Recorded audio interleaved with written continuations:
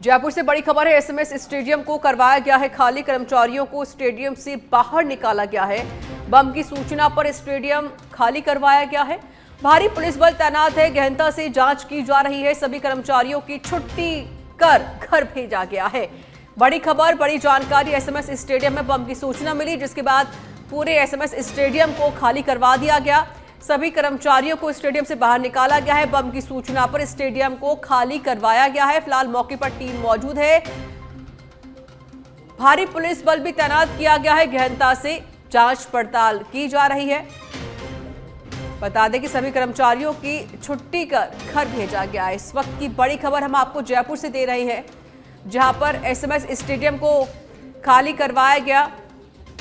SMS stadium को बम से उड़ाने की धमकी मिली, बम की सूचना मिली है, जिसके बाद स्टेडियम खाली करवाया गया। बम निरोधक दस्ता, डॉग स्क्वाड और एटीएस और पुलिस भी मौके पर मौजूद है। ईमेल भेजकर बम ब्लास्ट की धमकी दी गई थी, जिसके बाद एसएमएस स्टेडियम को खाली कराया गया। एसएमएस स्टेडियम को बम से उड़ाने की धमकी दी गई, ईमेल के जरिए ब्लास्ट करने की धमकी दी गई। और पॉलिटिकल एडिटर लाल सिंह फौजदार मेरे साथ जुड़ गए हैं फोन लाइन पर। लाल सिंह, एसएमएस स्टेडियम को बम से उड़ाने की धमकी मिली, ईमेल के जरिए धमकी दी गई थी और पूरे स्टेडियम खाली करवा दिया गया। फिलहाल की क्या जानकारी मिल रही है?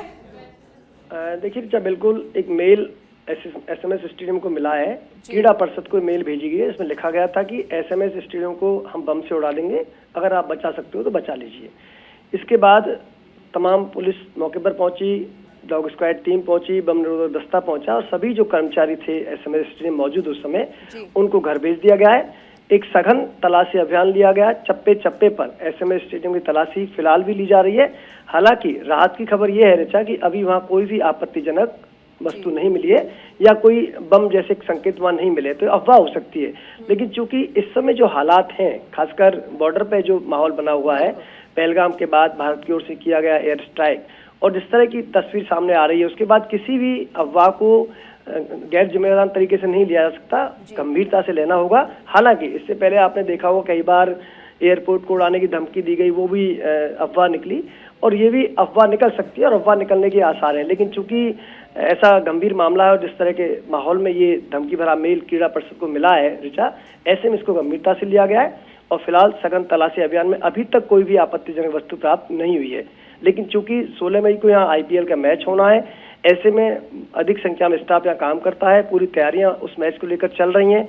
फिलहाल इस पूरे मामले को लेकर पुलिस ने बेहद गंभीरता से लिया है और सघन तलाशी अभियान जारी है। जी ठीक है, यानी कि अभी भी देखिए सघन अभियान तलाशी जारी है। अभी फिलहाल अभी ऐसी कोई कह सकते हैं कि बम नहीं मिला जिस हिसाब से धमकी दी गई थी। फिलहाल पुलिस भी मौके पर मौजूद है, रेस्क्यू भी किया जा रहा है। शुक्रिया आपका लाल सिंह फौजदार अधिक जानकारी देने के लिए।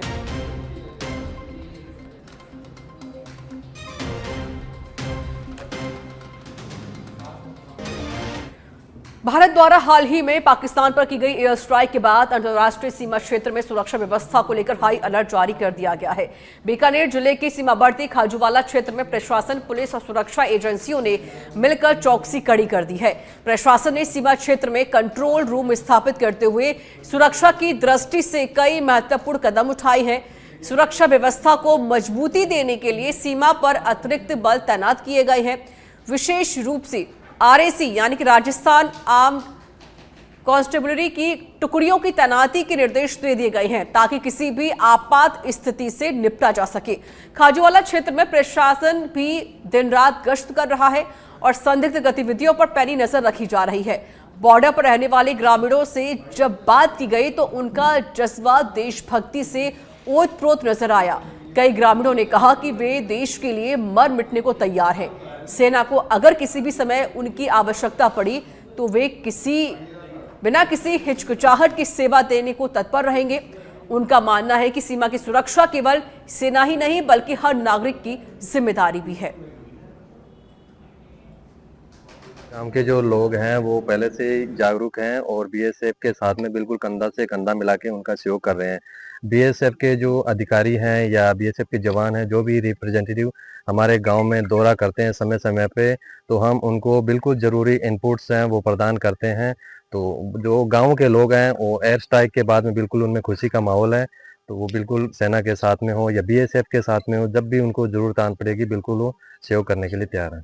और इस संकट की स्थिति में भारत सरकार का जो निर्देश आया, सेना का निर्देश आया कि ब्लैकआउट जैसा आपको मॉक ड्रिल करना है, तो आप ये सोचिए कि बॉर्डर पे जो प्रथम गांव बसे हुए हैं, हम मात्र कोई किलोमीटर 2 किलोमीटर पे, वहां जब मॉक ड्रिल का समय आया रात को, तो एक भी रोशनी नहीं दिखाई दे रही थी। अर्थात लोग पूरी तरह से समर्पित भाव से भारतीय सेना के साथ खड़े हैं।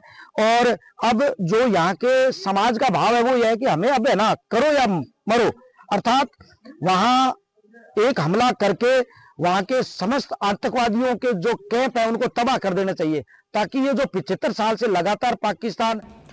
जयपुर के चोमू से खबर है, जहां पर तांत्रिक बनकर महिलाओं के साथ ठगी करने वाला ठग गिरफ्तार किया गया है। चोमू पुलिस के हत्थे चढ़ा है शातिर ठग बनवारी लाल। नटवर लाल से कम नहीं है आरोपी तांत्रिक बनवारी लाल। सोने का मंगलसूत्र मंत्रोच्चार से शुद्ध करने का झांसा देता था। एक पीड़ित महिला को झांसा देकर मंगलसूत्र लिया और मंगलसूत्र मांगने पर आरोपी ने वापस नहीं लौटाया। व्हाट्सएप पर फुल माला लगी फोटो भेजकर खुद को बताया है मृत। शातिर ठग से चोमू पुलिस पूछताछ कर रही है। चोमू एसएचओ प्रदीप शर्मा के नेतृत्व में कार्रवाई हुई है। जयपुर के चोमू से जानकारी आपको दे रहे हैं, जहां पर एक ठग को गिरफ्तार किया गया है।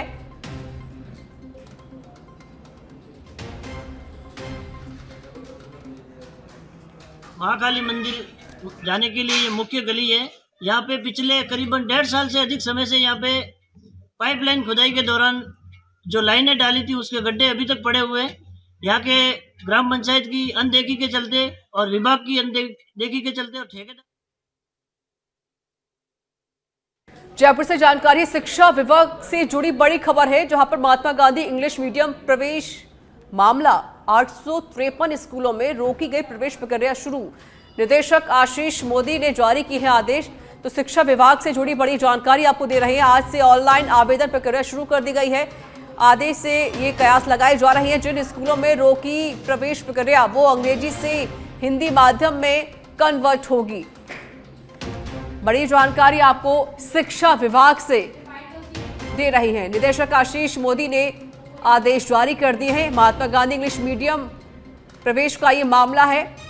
853 स्कूलों में प्रवेश प्रक्रिया शुरू कर दी गई है।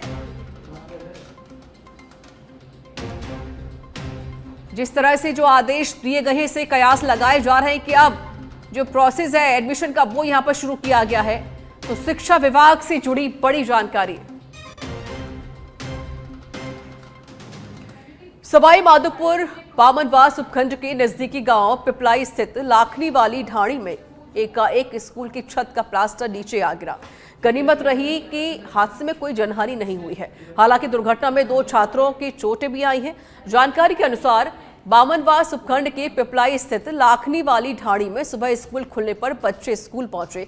सुबह करीब 7:30 बजे के बाद अचानक एकाएक विद्यालय की छत का प्लास्टर भर भराकर नीचे आ गिरा, जिसके चलते एकाएक छत के प्लास्टर के तेज आवाज के साथ नीचे गिरने से एक बार तो अफरा तफरी सी मच गई।